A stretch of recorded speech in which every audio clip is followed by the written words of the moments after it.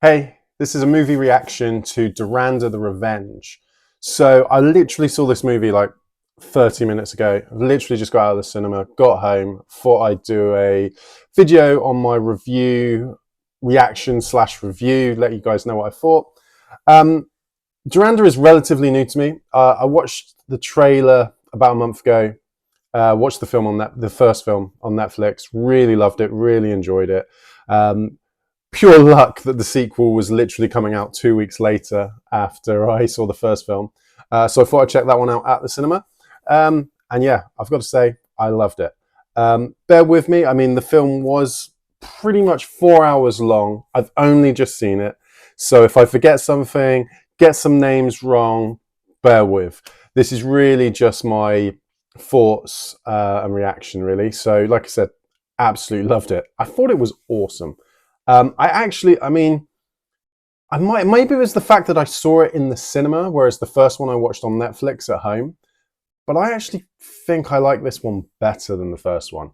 And obviously, first one, second one, they're two parts of the same story. So you could just look at it as one big film.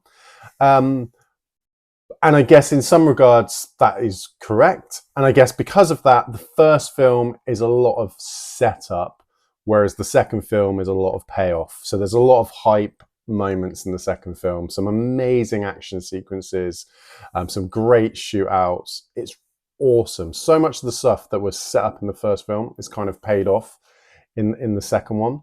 We also get more of the backstory into Hamza and his character, how he became an undercover agent, which I really like. So essentially, the movie is split into chapters again, like the first film.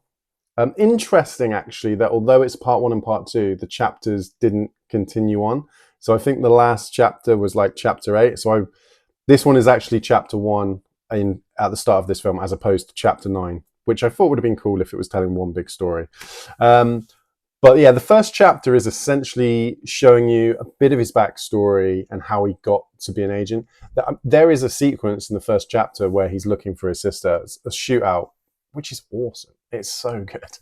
And then chapter 2 and onwards is basically we're back up to basically where the last film ended. And it's really good fun. I mean, yep, it's super brutal again. There is some action and some violence in this movie that is just so over the top and insane. But it's kind of all done in a super hype way that is just like so over the top that you can't help but cheer it on, which is kind of a bit crazy. I loved the editing, and this is probably like big praise, but I got like big Chris Nolan style, almost Dark Knight editing vibes, where there were several points in the movie actually where there was like several things going on at the same time that were both all building to like a crescendo, and it would sort of edit between the different scenes, different sequences with like awesome sort of music, just like beating along, building hype. And it just reminded me of like something Chris Nolan did quite a bit, especially in The Dark Knight, where he was jumping from scene to scene, just edited together so perfectly.